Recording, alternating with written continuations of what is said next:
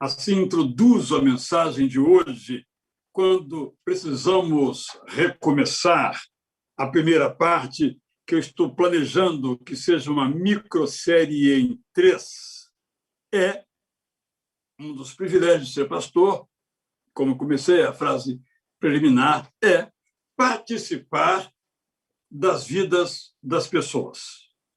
Isso implica participar quando as coisas vão bem, dos nascimentos, como é bom, por exemplo, ir lá no hospital, visitar o bebezinho, às vezes o casalzinho, gêmeos que nasceram, ver as fotografias, os adornos, são momentos inesquecíveis na vida de um pastor, bem como também participar dos dramas, das dificuldades, das dores. Eu vou usar uma palavra forte aqui, das tragédias. Mas também há aquelas situações que aparentemente são ruins, mas são necessárias. Eu, então, narro essa experiência, uma das primeiras que eu tive, depois de termos batizado uma senhora, marido não. Algum tempo depois, ela participando com muita atividade conosco, buscando crescer no conhecimento da graça de Deus. Um dia ela marcou comigo, ela e o seu marido, e disseram o seguinte: nós moramos aqui, como o senhor sabe, bem em frente à igreja. Mas nós tomamos uma decisão. Nós temos que deixar este bairro, porque nós não estamos conseguindo, com os recursos que nós temos, com salários que nós recebemos, eu e minha esposa, nós não estamos conseguindo equilibrar o nosso orçamento. Então, nós decidimos que vamos vender esse apartamento, pagar as nossas dívidas, comprando nesse ínterim um outro apartamento num bairro não perto aqui da igreja, mas em outro bairro onde é mais barato e podemos, assim, retomar, recomeçar a nossa vida, porque está muito difícil continuarmos assim. Claro, isso já aconteceu outras vezes também. Isso foi há muito tempo e, recentemente, um casal com um filho fez o mesmo movimento. De fato, nós ficamos tristes porque a pessoa vai para uma outra igreja, porque vai morar em outro bairro, e nós lamentamos muito. Mas nessas histórias, especialmente na primeira, por ser mais antiga, ficou mais marcada no meu coração, eu aprendi uma lição muito importante para mim, e é um pouco disso que quero compartilhar nesta série com cada um agora de vocês. Há momentos na vida que nós precisamos recomeçar. Isso implica em dar um passo atrás para depois dar um passo à frente. Nem sempre podemos continuar só dando passos à frente. Temos que dar passos atrás. Eu, então, me lembrei e escrevi isso num Bom Dia que remeti recentemente, de algumas experiências de homens e mulheres da Bíblia. Precisamos recomeçar, porque, como Jacó, o filho de Isaque, nós enganamos os outros. Mas decidimos que não queremos mais transgredir, não queremos mais trapacear, não queremos mais fraudar, não queremos mais fugir, não queremos mais mentir. Isto é, nós queremos parar de cometer este pecado, este conjunto de pecados. Então, para recomeçar, nós precisamos nos arrepender, sinceramente nos arrepender e pedir ao Deus eterno que nos conduza, não é o que lemos na história de Jacó, mesmo que, por vezes, nossas mãos escapem das mãos de Deus, mesmo que, em algumas vezes, nessa condução, os nossos pés resvalem para fora do caminho. Mas aceitaremos, é o que nós queremos, que Deus nos coloque de novo, nos levante, nos coloque de novo e continue a nos conduzir. Em outras palavras, há momentos em que percebemos que estamos pecando e precisamos parar para recomeçar agora num patamar de comunhão com Deus, de ser homem e mulher conduzida por Ele. Precisamos recomeçar, porque como José, o filho de Jacó, fomos traídos. A palavra é esta mesma. Fomos traídos por gente da nossa família, esquecidos por amigos que ajudamos. Para recomeçar, precisamos olhar para a frente, pedindo ao Deus eterno que nos crie condições para que vivamos em paz. Não que crie condições como às vezes desejamos para nos vingar, mas para perdoar. Precisamos confiar que nesse processo Deus vai virar o placar da partida que nos é desfavorável. Precisamos recomeçar, porque, como Noemi, a esposa de Elimeleque, fomos massacrados, tragédia após tragédia, fomos ficando sem chão, sem casa. E morte após morte, fomos ficando sós. Para recomeçar, nós temos que continuar confiando que o Deus eterno nos sustentará. Temos que continuar sabendo que ainda somos amados por Deus. E como está lá no finalzinho do livro de Ruth, voltaremos a sorrir. Em outras palavras, todos nós já passamos, estamos passando, ou vamos passar por dificuldades. E a intensidade desta dificuldade não tem a ver diretamente com a dificuldade, mas a nossa capacidade de passar por ela.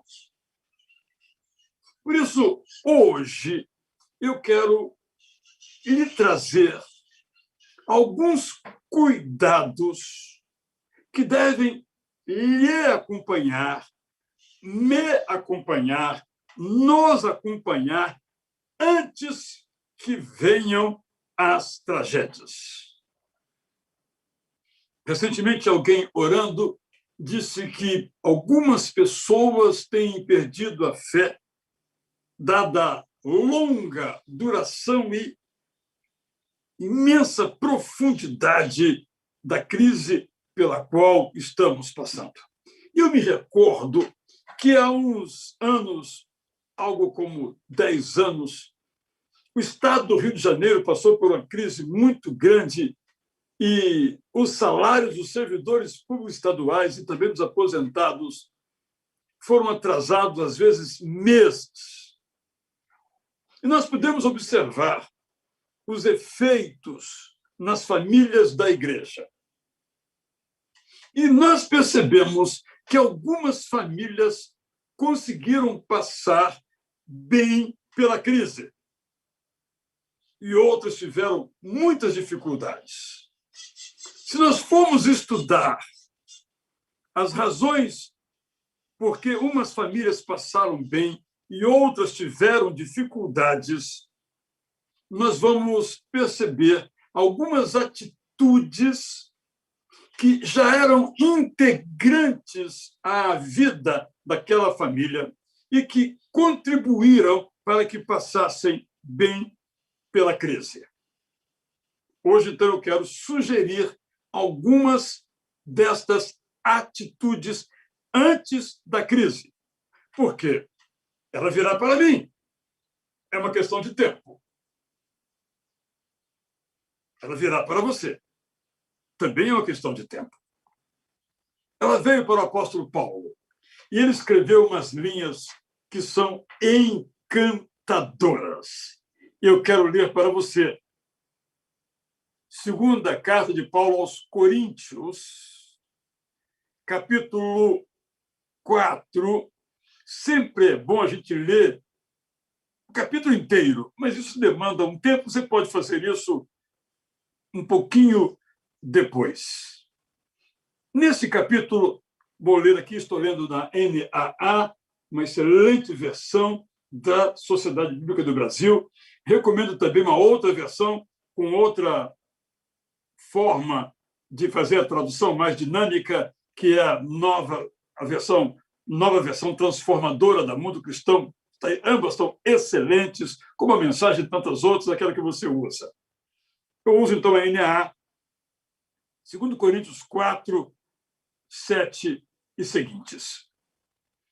Temos, porém, este tesouro, o texto fala que ele nos resplandeceu das trevas para a luz, este tesouro em vaso de barro, para que se veja que a excelência do poder ou da força provém de Deus, não de nós. Olha que compreensão extraordinária. O nosso poder não vem de Deus.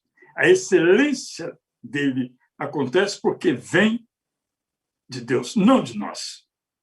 Em tudo somos atribulados. Aí Paulo nota um pouca perspectiva autobiográfica, certamente. Em tudo somos atribulados, porém não angustiados. Ficamos perplexos, porém não desanimados. Somos perseguidos, porém não abandonados. Somos derrubados, porém não destruídos. Levamos sempre no corpo o morrer de Jesus, para que também a vida dele se manifeste em nosso corpo, porque nós que vivemos somos sempre entregues à morte por causa de Jesus, para que também a vida de Jesus se manifeste em nossa carne mortal, de modo que em nós opera a morte, em vocês a vida, tendo, porém, o mesmo espírito de fé, como está escrito, eu criei, por isso falei.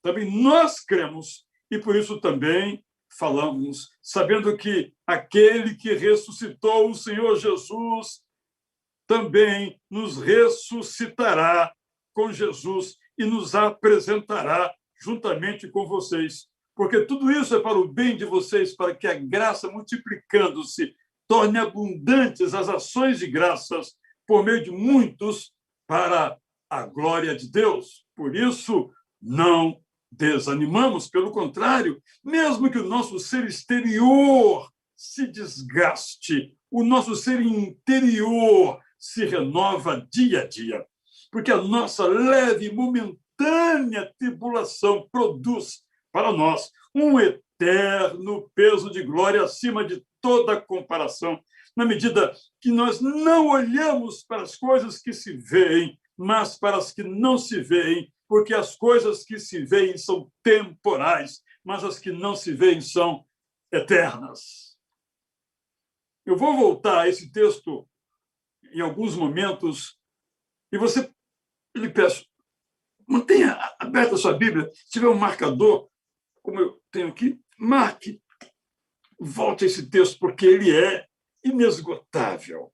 Hoje, então, eu quero falar de atitudes que nos preparam para a crise. Vou ilustrar com uma história de um grande amigo da nossa igreja também, um processo bonito de conversão. Ele foi fazer uma cirurgia muito séria, da qual, inclusive, não se recuperaria completamente. E eu liguei para ele num sábado de manhã e ele disse: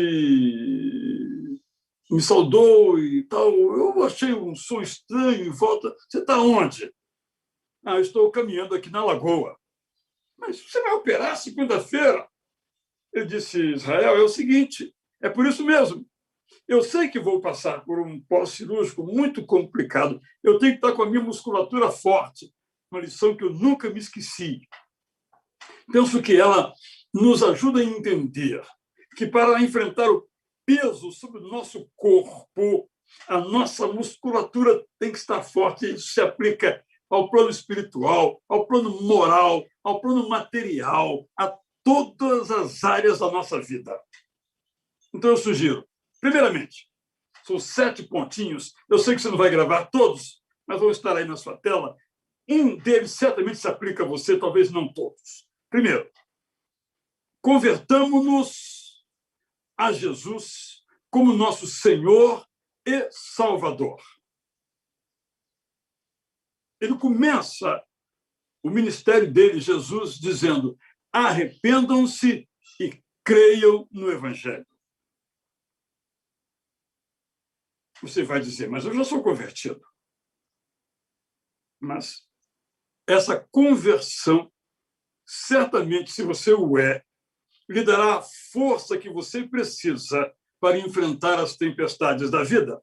E aqui eu quero acrescentar mais um elemento. É que essa conversão ela se realiza num ato, num momento, numa decisão que nós tomamos de seguir a Jesus como Salvador e também como Senhor. Isto é, o que comanda, porque tem todo o poder. Mas eu quero dizer, quero lembrar a você que essa conversão é diária também. Ela foi no passado e tem que ser diária. Por quê? Bom, porque eu peco todo dia. Então, eu tenho que me converter todo dia. Eu tenho que me arrepender todo dia. Penso que essa é uma dimensão que, às vezes, nós temos perdido. Há anos ou meses, nós nos convertemos e aquela experiência é uma lembrança.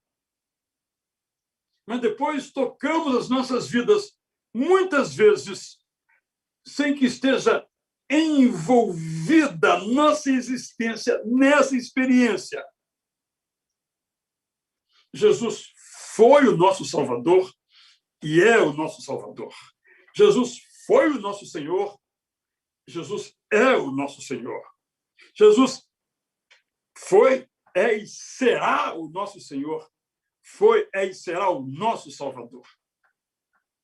Essa atualização da experiência da conversão tem que ser algo muito vivo para nós, para que, de fato, seja um trampolim para os saltos que temos que dar na vida. Simples assim. A cada dia você se arrepende. Só tem uma condição para você não se arrepender. É você não ter pecado. Se você não pecou, pode ser que um dia te passe o dia inteiro, vai dormir e diz, Senhor, hoje faça uma revisão, hoje eu não pequei. Mas sonda-me. Pode ser que eu não esteja vendo. Que boa parte dos nossos pecados a gente não percebe. A gente não vê que está fora daquilo que Deus espera de nós. Então, primeiro conselho, vamos vivenciar isso com muita seriedade. Vamos nos converter a Jesus como Salvador e Senhor, porque muitos de nós o temos como Salvador. Entendemos bem isso, porque no Antigo Testamento tem menos a palavra Salvador e mais a palavra libertador, aquele que nos livra. Jesus, de fato, é esse misericordioso Senhor que nos livra. Mas ele é muito mais do que isto. Ele é o que coordena, que dirige as nossas vidas. E se eu toco a minha vida do meu jeito, se eu faço do meu jeito, quem é o Senhor? Eu. Segundo ponto. Mantenhamos a nossa comunhão com a Trindade. Como é que nós mantemos nossa comunhão com a Trindade? Deus nos coloca muitos recursos. A leitura da Bíblia, a oração, o culto dos nossos irmãos. Temos muitas coisas que Deus nos coloca. E eu quero, mais uma vez, como tenho feito, sublinhar a dimensão da meditação. Lemos a Bíblia e temos que meditar nela. Segundo ponto, portanto, se nós queremos passar vitoriosos pelas crises, mesmo tragédias, nós temos que manter a nossa comunhão com o Pai, o Filho e o Espírito Santo. Em sua carta, 1 João 1, 3-4, diz assim, olha, o que vimos e ouvimos, anunciamos também a vocês, para que também vocês tenham comunhão conosco. Ora, a nossa comunhão é com o Pai e com o seu Filho Jesus Cristo. E escrevemos essas coisas, continua o apóstolo, para que a nossa alegria seja completa. A comunhão, portanto, com a Trindade, ela tem 5 pessoas, pelo menos. O Pai, o Filho e o Espírito Santo, eu e aquele ou aquela com quem estamos em comunhão. 4 pessoas individuais. Pai, o Filho, o Espírito Santo e eu. Você. E depois, coletivamente. A comunidade com a Trindade. A comunidade com os nossos irmãos. Isto nos fortalece. Tendo eu o privilégio de mentorear alguns pastores em nossa cidade em tempos recentes, aprendi uma coisa ali naquele processo de mentoria. Quando um dos participantes usou uma frase: sozinhos, não. Uma frase muito simples. Porque eu, Israel, e talvez você, acha que pode resolver tudo sozinho. Se você, por exemplo, está experimentando um problema emocional, uma tristeza profunda, depressão, pânico, falta de vontade de viver, eu vou lhe dizer com todas as letras, você não vai sair sozinho disto. Você precisa de comunhão com a Trindade e você precisa de comunhão com outras pessoas. Nós não nascemos para resolver as coisas sozinhos. Nós nascemos para ajudar pessoas a resolver os seus problemas e para sermos ajudados por pessoas a resolvermos os nossos problemas. Como vai a sua comunhão com a Trindade? Uma coisa meramente burocrática, aquela oração na hora do almoço, quando você faz, na hora de dormir, quando você faz, oraçãozinha que não passa do céu, no dizer de um autor, ou é comunhão, meditação, a natureza que você contempla, os recursos de Deus, todos que Deus coloca para você. Terceira sugestão para eu e você passarmos pelas crises antes que elas venham. Estou falando aqui do que devemos fazer antes que a crise venha. Vou dar uma terceira sugestão que você nunca me ouviu dizer. Nunca. É a primeira vez que vou dizer isso. Estude a Bíblia. Você tem ouvido isso todo domingo, não só de mim, mas de todos que participam aqui destes cultos. Sozinho? Comece sozinho, mas encontre um grupo. Em nossas igrejas, nós temos a escola bíblica dominical. E eu lamento que nós temos mais gente nos cultos do que nas classes de escola bíblica. Tem o nome que tiver, mas é uma classe que estuda a Bíblia.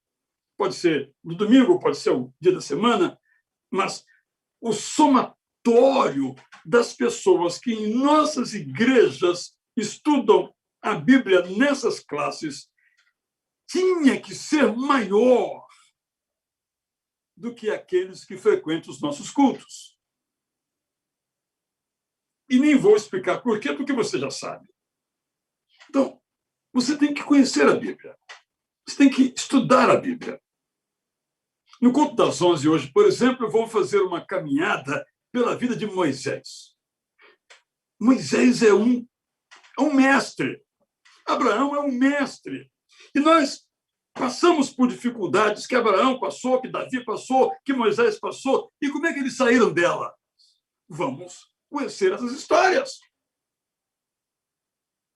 Por exemplo, além dos mandamentos, das promessas, que serão tema que eu tratarei no culto hoje, das 19h30, eu falo aqui no dia 28 de fevereiro.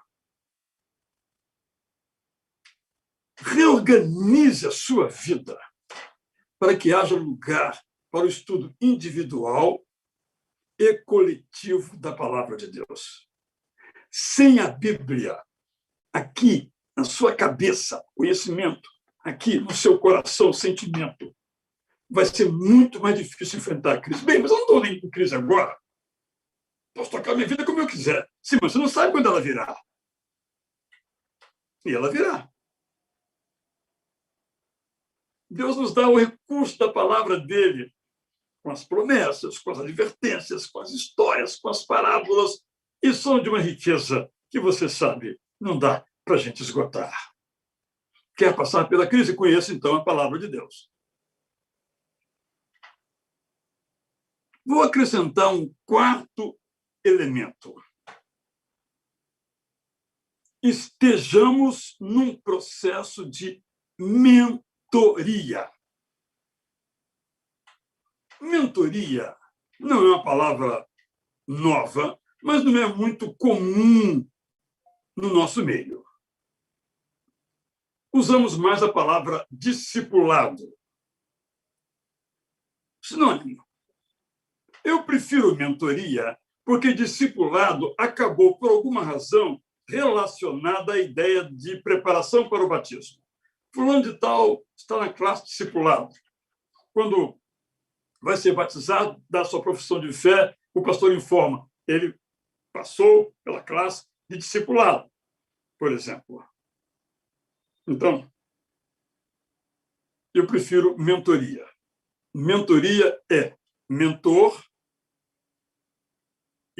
ou seja, você está sob a orientação espiritual de um mentor, alguém mais experiente que você, que já passou por esse processo e que agora vai mentorear você. Essa experiência da mentoria acabou sendo cooptada, nasceu no mundo religioso, acabou cooptado pelo mundo empresarial sob o nome de coach, em inglês. O coach tem um propósito, que é tornar a pessoa uma profissional melhor. Não vamos entrar aqui nesse detalhe, porque há muitos pontos em comum. Enquanto que a mentoria é para nos fazer parecidos com Jesus Cristo. Não tem a ver com sucesso, nesse sentido empresarial, corporativo, tem a ver com, ao contrário, entrega, perda, renúncia, dependência de Deus. Isso é mentoria. Recentemente, em nossa igreja, a Igreja Batista Itacuruçá, nós vivenciamos essa experiência de mentoria. 2 grupos, um na segunda-feira à noite, outro na terça-feira pela manhã, durante 11 semanas, se encontraram comigo. Eu fazia uma preleção colocada no YouTube, eles viam a preleção, está lá disponível, se você quiser ainda, no meu site, no YouTube, com o meu nome, basta você pesquisar. E eu fazia um pequeno resumo daquilo que eu tinha dito, eu dava uma outra aplicação e nós conversávamos. Eu fazia perguntas, basicamente. Era um grupo pequeno, tem que ser pequeno, no primeiro grupo um pouquinho maior, em torno de 15, 16 pessoas, no outro um pouquinho menor, em torno de 12 pessoas, O ideal são 12 pessoas. E, para minha alegria, terminamos, infelizmente, o ideal que fosse para a vida toda. Um desses grupos continuou. Toda segunda-feira, à noite, esse grupo se encontra.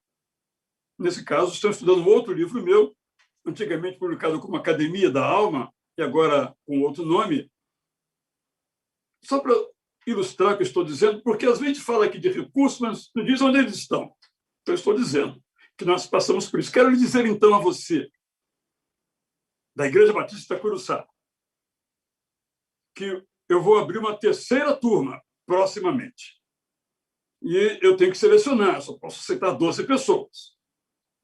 E depois, com essas pessoas que vão participando do curso, da mentoria, perdão, que não é um curso, eu vou dar um curso de mentoria. Ah, mas eu não sou membro da Igreja Batista Curuçá. Bem, não pode participar. Mas eu vou ver alguma outra maneira de abrir um outro modelo mais amplamente isso para todos que queiram participar. Então, mas não tem que ser comigo, gente. Eu quero até formar esse curso para que outras pessoas mentoreiem. O importante é que você participe desse curso. Desculpa, desse processo de mentoria, que tem um princípio que nós não gostamos, é que nós temos que prestar contas a alguém. Será que aquilo que eu penso está certo? Eu tenho que submeter a alguém que vai dizer, peraí, o que você acha? A, B ou C? Será que aquilo que eu estou fazendo, eu estou certo no que estou fazendo? Será que não tem coisas que eu estou fazendo e não estou percebendo que eu estou fazendo?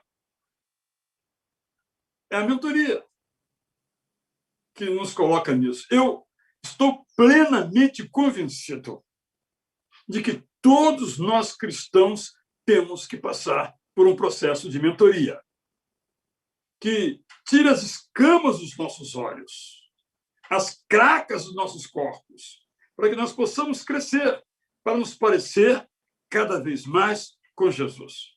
O que Jesus fez com seus discípulos, seus alunos? Ele os mentoreou, peripateticamente andando, contando parábolas, fazendo milagres, mandando o barco, o mar cessar quando estavam ali no barco.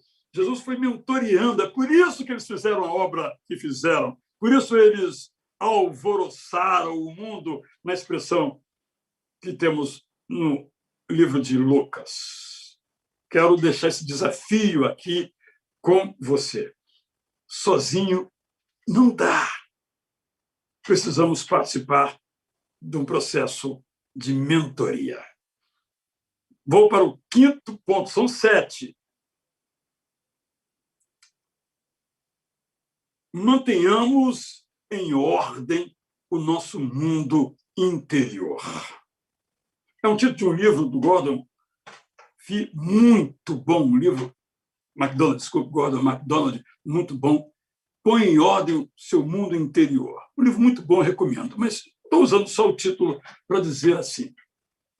Digamos que, ao longo da vida, foram lhe contando mentiras. Nossos pais nos contam muitas mentiras. Nossos avós nos contam mentiras. Nossos amigos nos contam mentiras. Por exemplo, falando aqui aos homens, que é uma mentira? Homem não chora. É mentira. Mas se você acreditou nisso, é hora de você parar de acreditar nisso, porque isso é mentira. Dei um exemplo aqui, bastante simples, só para ilustrar o que eu estou dizendo. Às vezes, seu pai, sua mãe, na hora da briga, um com o outro, diz: a culpa é sua, e aponta para você, que chegou na discussão naquele momento, então eu sou culpado. Aí é muito comum, quando os pais se separam, as crianças se sentirem culpadas. Se eu não tivesse nascido, eles não teriam se separado, e se sentem culpados e levam isso para o resto da vida. São mentiras que nos vão contando. Às vezes, você chega em casa, fala aqui de novo aos rapazes, né, porque, obviamente, eu tenho mais afinidade com os meninos, né? E chega chorando: papai, o fulano tal me bateu. Aí o seu pai diz: vai lá e bata nele também. Isso é mentira, gente. Mentira. fazer o mal com o mal, é pagar o mal com o mal, é mentira. Nós vamos sendo cercados por essas mentiras que não guardam relação com os ensinos desta palavra. Nós temos que nos desintoxicar dessa mentira. E, nesse caso específico, colocar em ordem o nosso mundo interior, porque a gente não sabe em que momento vai receber um soco no peito. Mas a nossa alma tem que estar forte, tem que estar firme, tem que estar organizada a coisa. No nosso mundo interior, para aguentar os reveses da vida. Eles virão, estão aí, se já não vieram. Como é que estão as suas emoções? Qualquer coisa você se desespera. Ou você não se importa com nada, é insensível com o sofrimento. Não é assim que a gente tem que viver, mas com equilíbrio, com serenidade. Nosso mundo interior tem que estar em ordem, saber quem eu sou, quem é o outro, qual é a minha missão aqui nesse mundo. Senão, no deserto, nós vamos sofrer muito. Estou indo para o sexto e penúltimo ponto. Busquemos para viver sabedoria do alto. Gosto muito dessa expressão de Tiago, que se nós não temos sabedoria e nós não temos sabedoria, nós precisamos buscá-la. E quando nós pedimos a Deus, Ele nos dá. Eu quero dar 3 sugestões dessa sabedoria. Primeira, sabedoria. Sabedoria de nos relacionarmos de modo saudável com as pessoas, especialmente com a nossa família. Há alguns anos eu participei na Assembleia Legislativa de nosso Estado de uma homenagem em que aquele cidadão, um altíssimo funcionário de uma organização importante em nosso país, foi homenageado recebendo o título de cidadão alguma coisa. E aí todo mundo foi lá e começou a falar. O vereador que deu o título, o deputado que deu o título, aí cada um foi falando das virtudes do cidadão. E as testemunhas todas. Aí, por último, foi falar a filha, uma das filhas. Ela disse o seguinte: bom, papai, estou te conhecendo agora, né? Porque esse pai aí eu não conheci, não. Que bom saber que meu pai é tudo isso daí. Claro, depois o pai disse o seguinte: se eu começasse minha vida de novo, eu conviveria mais tempo com as minhas filhas. Eu não as vi crescer. Eu dei um exemplo que é banal, você sabe, desse tipo de exemplo muitas vezes. Mas eu estou me referindo que a nossa família, em nossos relacionamentos, tem que ser prioridade. Família é para sempre. O emprego passa, gente. Você pode trabalhar 30 anos numa empresa e, amanhã não serve mais. E pode nem entrar mais lá. Essa semana mesmo, um amigo foi desligado de uma empresa e, quando eu soube, mandei um e-mail para ele. Mas eu sabia que ele não iria receber. Depois eu consegui o contato, falei com ele. Ele disse: pois é, eu não pude nem me despedir, porque automaticamente o e-mail é bloqueado. É assim que a empresa trata as pessoas. Família, não. É uma questão de sobrevivência, inclusive, essa sabedoria que devemos pedir ao alto para nos relacionarmos bem em nossa família, priorizando, amando, provendo, cuidando, fazendo junto, brincando, passeando. É o nosso santuário interior, é a nossa família. Mas quando brigando em família, gente, é mais comum, quando nós estamos magoados, nós ferimos quem está perto e quem nos ama. É assim que a gente faz. A primeira sugestão, pedir da sabedoria para nos relacionarmos saudavelmente em casa. A segunda sugestão, mantermos-nos atualizados e atentos profissionalmente. Muitas pessoas não conseguem superar a crise, porque aquilo que ela fazia não existe mais. Não se faz mais. Os mais antigos que se lembram que nós escrevíamos numa máquina de escrever, né? A, S, D, F, G, tererê, tererê, tererê, e muita gente ganhou dinheiro com isso. Isso não existe mais. Agora tem um computador que faz grande parte dessa nossa datilografia, ele já faz sozinho, está tudo programado. E muitas pessoas não se atualizaram. Dei um exemplo em tantas outras áreas que eu poderia exemplificar. Digamos, precisamos de pedir sabedoria a Deus para que sejamos profissionais atualizados e atentos, que o mundo sempre mudou e sempre mudará. Não mundo, não somos nós que pedimos ao mundo, não mude o mundo vai mudar, nós temos que acompanhar. Estou falando do ponto de vista profissional. Temos que, portanto, estudar sempre. Mas já fiz a faculdade, faz outra, faz uma pós-graduação, faz um mestrado, não para de estudar, nunca. Me aposentei, então vai fazer um curso, estude. Você vai ficar mais forte para enfrentar as questões, para entender o que está acontecendo. Quanto mais você estudar, mais você vai entender. E temos que ter os olhos fixos no futuro. É que eu volto ao exemplo inicial da crise no Rio de Janeiro. A maioria de nós gasta tudo o que recebe, se não mais do que recebe. Imagine uma família que já está endividada com todos os empregados. Um deles perde o emprego. Como é que será? Se essa família não tiver uma poupança, seja ela em dinheiro, em bem patrimonial, não importa. O que importa é que ela tem uma reserva. Não dá para viver sem reserva. Por quê? A crise pode vir. O que você vai fazer?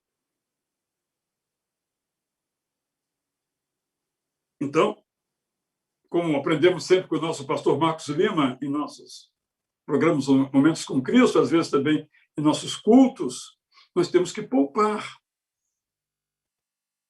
Felizmente, alguns aprenderam na crise que estamos vivenciando, que o índice de poupança no Brasil cresceu.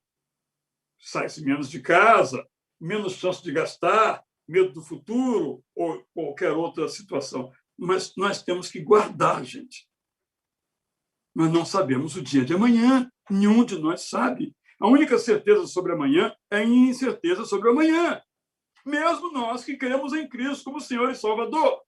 Ele vai nos libertar, ele vai nos salvar, mas a crise virá. Meu 7º ponto, então, é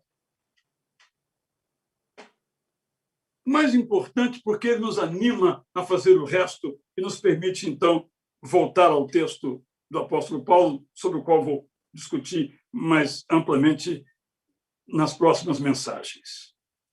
Vamos curtir, no sentido comum da internet, não é?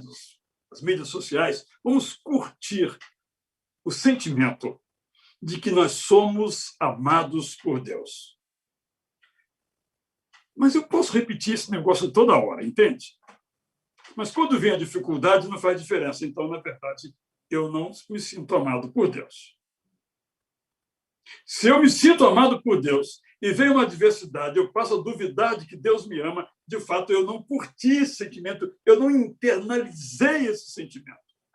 Porque o amor de Deus para conosco não depende de não passarmos por crise. Não depende de não vermos a morte dentro da nossa casa. Não depende das separações que, infelizmente, por vezes há, ou por desentendimento, ou por infidelidade. Todos estamos sujeitos a isso. Mas, se antes disso acontecer, eu tenho isso como uma âncora, se eu posso usar essa expressão, como uma bandeira fincada no meu peito para se expandir e para tremular. Eu sou amado por Deus. Deixa eu me comportar como uma vítima, como alguém que foi esquecido, porque aquele que realmente importa me amar, esse me ama. Alguém vai dizer, bom, isso aí é autoajuda. Não é, não. Isso é a Bíblia. Do princípio ao fim, ela foi escrita para dizer, eu amo você. É dele a iniciativa de nos amar. Nós só o amamos, foi tema de uma campanha missionária recentemente, porque ele nos amou primeiro. Então, se eu quero e preciso, ao passar por uma crise, vencer, eu preciso saber que sou amado. Se sou amado, ele me dará os recursos para vencer. Se sou amado, ele vai me pegar pela mão, mesmo que eu me desvire. Vai lá e me resgata. Eu sou amado.